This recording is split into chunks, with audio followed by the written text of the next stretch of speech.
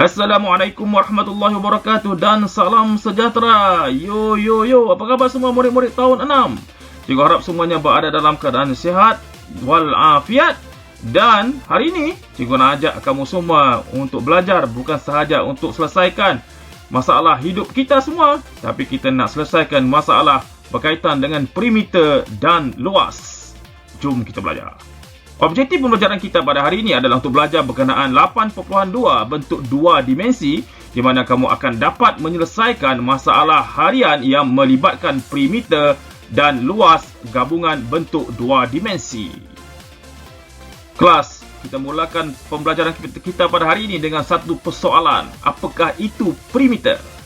Okey, perimeter ialah ukuran panjang keliling satu objek, kawasan atau rajah seperti segi empat sama, segitiga dan bulatan. Kan ia berasal daripada perkataan Greek peri, keliling dan meter, iaitu maksudnya adalah hitung. Jadi hitung keliling. Untuk memahami dengan lebih mendalam berkaitan dengan perimeter, kita lihat dari segi bagaimana untuk mencari perimeter bagi bentuk-bentuk tertentu. Yang pertama, segitiga. Okey, untuk segitiga, katalah panjangnya A, B dan juga C, panjang setiap sisi diberi nama A, B dan C. Jadi perimeternya adalah bersamaan dengan A tambah B tambah C. Untuk segi empat sama, katalah satu contoh begini, ada panjangnya A, B, A, B. Jadi sebenarnya untuk segi empat sama, A dengan B ni sama panjang sebab dia segi empat sama. Jadi setiap sisinya adalah sama panjang. Jadi perimeternya adalah bersamaan dengan A tambah B tambah A tambah B. Untuk segi empat tepat, segi empat tepat, panjang dua sisi yang berlawanan adalah sama. Jadi B sama dengan B, A sama dengan A. Jadi perimeternya adalah A tambah B tambah A tambah B. Jadi di sini kalau kita dapat lihat dengan lebih mendalam, samalah dengan apa yang dimasukkan daripada perkataan Greek tadi, iaitu hitung keliling. Okey, contoh untuk mencari perimeter, katalah diberi satu gambar rajah begini.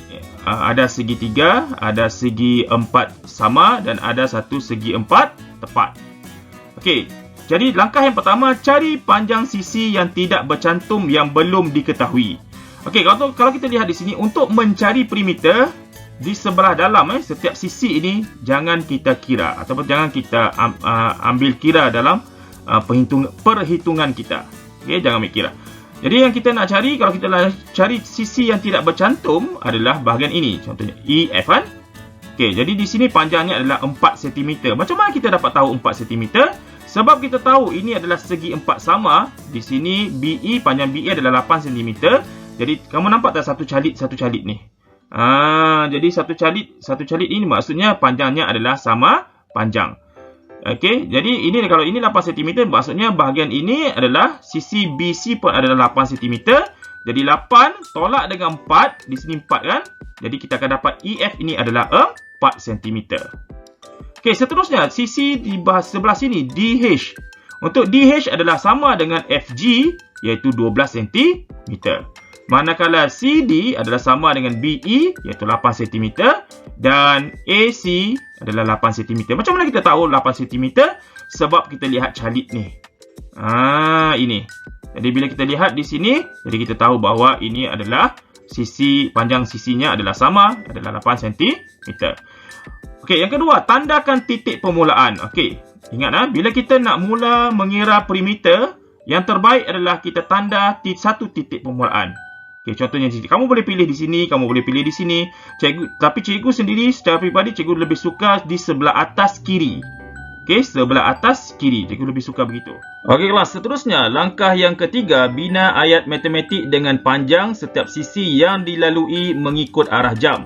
Jadi tadi di sini adalah merupakan titik permulaan kan? Jadi kita akan mula bergerak perimeter bersamaan 8 cm di sini tambah dengan 4 cm. Okey.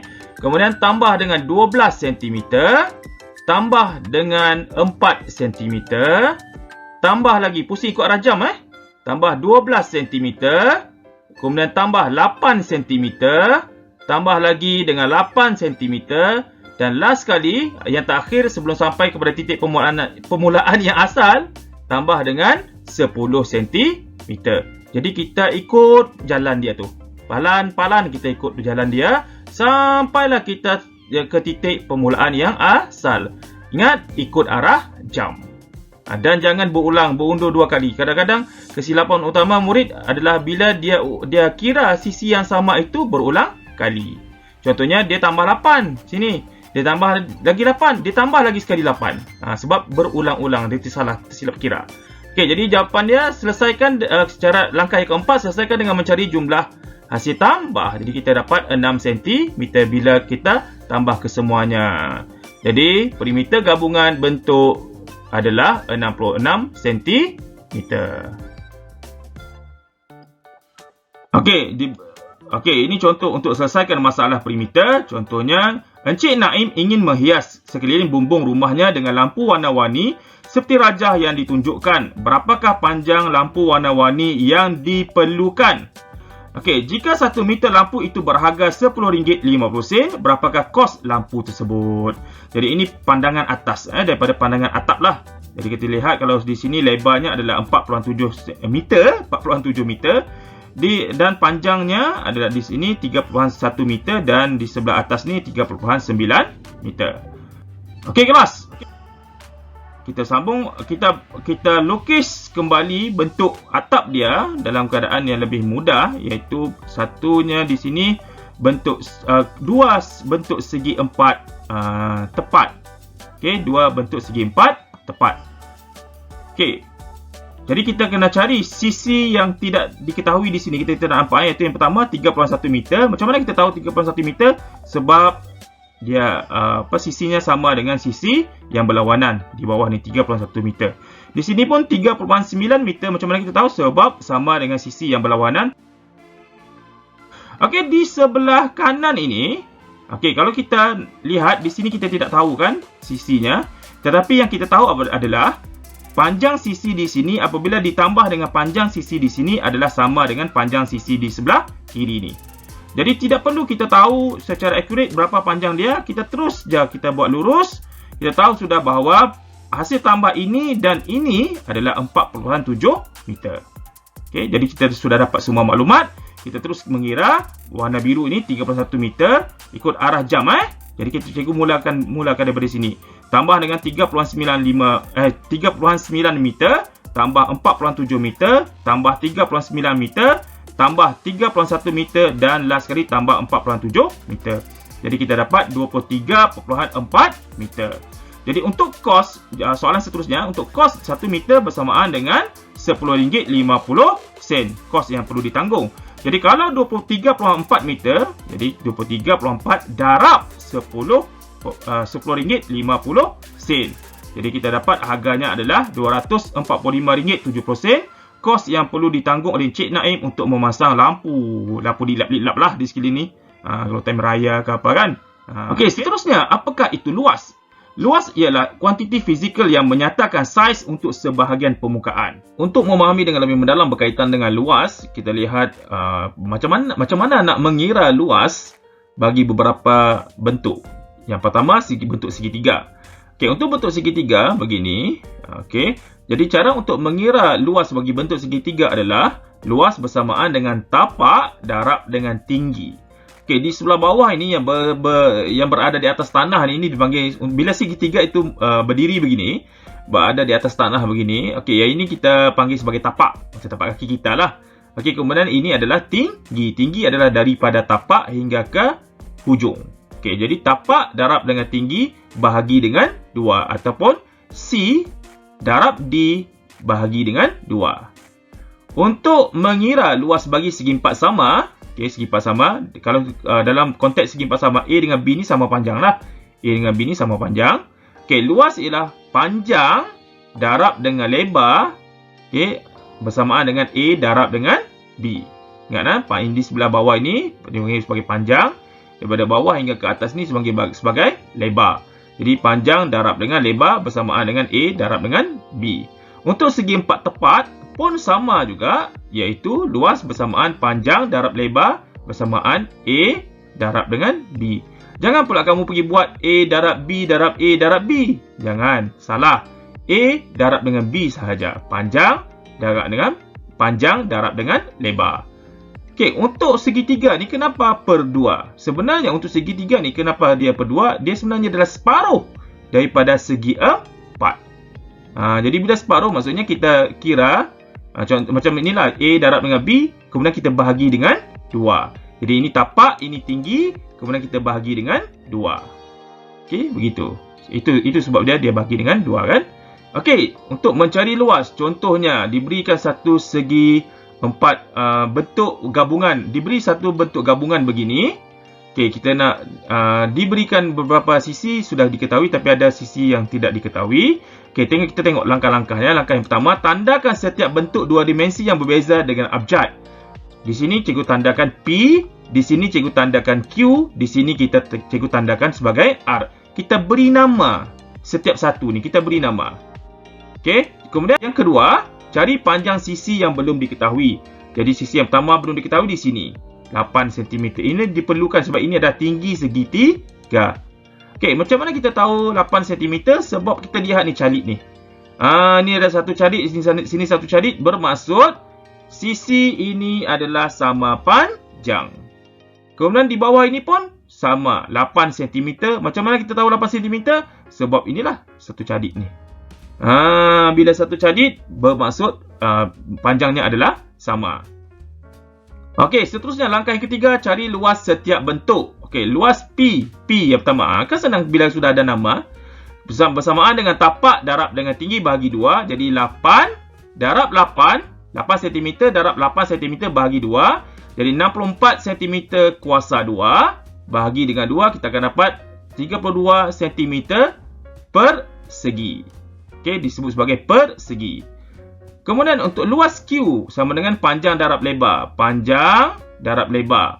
Bersamaan 8 cm darab 8 cm bersamaan 64 cm persegi. Kemudian untuk luas R, sama juga. Panjang darab lebar. Bersamaan dengan 12 cm darab 4 cm. Kita akan dapat 48 cm persegi. Langkah yang keempat, cari jumlah luas bentuk gabungan. Okey, kita cari jumlah luas dia. Jumlah luas bersamaan luas P tambah luas Q tambah luas R.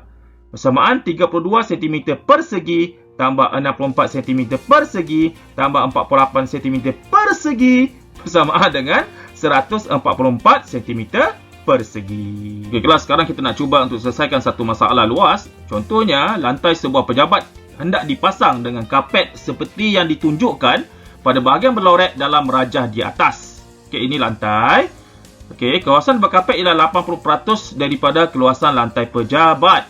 Okey, ini yang kawasan yang berkapet, yang berlorek ni. Kirakan luas kawasan yang tidak berkapet. Okey, yang kedua, anggarkan panjang kayu sekeliling ataupun dipanggil sebagai skirting untuk pemasangan kapet. Okey, maklumat yang diberikan adalah panjang lantai bersamaan 12 meter manakala lebar lantai bersamaan 10 meter. Jadi luas lantai bersamaan panjang lantai darab lebar lantai. Bersamaan 12 meter darab 10 meter. Bersamaan 120 meter persegi. Okey, jadi luas kawasan berkapet bersamaan 80% daripada 120 meter persegi. Bersamaan 80% darab 120 meter persegi bersamaan 80/100. Jadi 80% ini kita tukar kepada bentuk pecahan. Darab 120 meter persegi. Okey, jadi yang bahagian sifar kita potong sifar satu atas, satu sifar bawah. Satu sifar bawah, satu sifar atas. Jadi biar ada pair, yang mana ada pasangan sifar tu kita potong.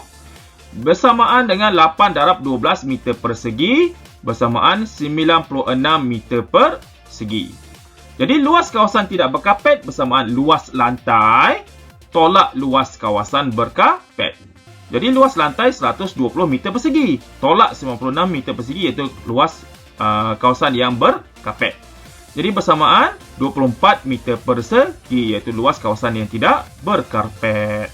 Okeylah, untuk selesaikan masalah yang kedua, luas kawasan yang tidak berkarpet 24 meter persegi. Ini kawasan yang tidak berkarpet. Jadi tidak berkarpet ni luas dia adalah 24 meter persegi. Jadi kita bina satu jadual kemungkinan anggaran kita untuk bahagian panjang dan juga lebar untuk bahagian kawasan yang tidak berkarpet. Okey, di sini kita lihat pada nombor 24. Kita kena cari apakah dua nombor yang apabila kita darab, kita akan dapat menghasilkan 24. Jadi nombor yang pertama adalah 12 darab dengan 2. Kan dapat 24. Jadi 12 meter panjang dan 4 meter lebar. Kemungkinan yang kedua adalah 8 dan juga 3. Okey, 8 dan juga 3. Jadi 8 meter panjang dan 3 meter lebar. Dan kemungkinan yang ketiga adalah 6 dan juga 4. Jadi antara ketiga-tiga pilihan ini, yang paling sesuai adalah 6 dan juga 4. Okey, 6 dan 4. Ini yang paling sesuai ikut keadaan di sini. Sebab kalau katalah kita pilih 8 dan 3, dia akan jadi panjangnya 8. Terlampau panjang dan tidak memungkinkan kawasan tidak berkapit ni hanyalah 20% sahaja. Kita ingat, kawasan yang berkapit 80%. Okey, jadi panjang dan lebar yang mungkin adalah 6 meter dan 4 meter. Dan panjang kayu sekeliling skirting yang diperlukan adalah 12 tambah 10 tambah 12 tambah 10 meter. Kemudian tambah lagi di sebelah untuk bahagian dalam ni. Sebab ni pun perlukan kayu untuk skirting. Jadi 6 meter tambah 4 meter tambah 6 meter tambah 4 meter. Dan kita akan dapat 64 meter. Jangan tulis persegi di sini. Okay, sebab ini adalah kita cari perimeter. Jadi tidak boleh letak persegi ataupun kuasa 2 lah di atas ni. Jadi kalau kita letak kuasa 2, dikira sebagai jawapan itu salah. Jadi jawapannya adalah luas kawasan di dalam berkapit ialah 24 meter persegi dan panjang kayu sekeliling skirting untuk pemasangan kapet ialah 64 meter. Tiada persegi di sini. Okey kelas, kita dah habis belajar berkaitan dengan selesaikan masalah perimeter dan luas. Sekarang kita dah sampai pada bahagian latihan selesaikan masalah perimeter dan luas. Ada 3 soalan. Soalan yang pertama, raja menunjukkan gabungan 2 segitiga bersudut tegak dan panjang QR adalah 2 kali panjang ST. Okey, 2 kali panjang ST baru sama dengan 1 panjang QR. Jadi hitung perimeter dalam sentimeter dan luas dalam sentimeter persegi seluruh rajah itu. Soalan kedua, Brandon membuat projek reka bentuk bersama rakannya dengan menggunakan komputer. Bentuk gabungan yang manakah mempunyai perimeter dan luas yang terkecil?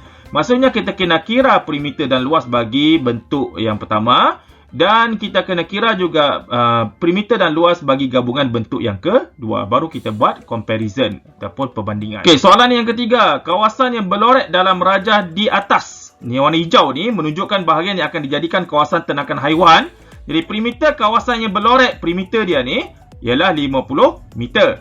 Jadi sebuah kolam akan dibina di kawasan yang tidak berloret berbentuk segitiga bersudut tegak. Jadi hitung luas kawasan kolam itu. Ini kawasan yang tidak berloret ini di sini. Jadi kamu kena cari luas kawasan kolam yang bentuk segitiga bersudut tegak ini. Okey, sampai di sini sahaja perbincangan kita berkaitan dengan topik selesaikan masalah perimeter dan luas. Cikgu harap kamu dapat faham topik pada hari ini. Apa-apa yang kamu tidak faham, kamu boleh tanya dengan cikgu. Cuba jawab 3 soalan ini. Cuba jawab dengan sebaik yang mungkin. Wallahualam. Wassalamualaikum warahmatullahi wabarakatuh. Tata titu tutu. Bye bye and ciao.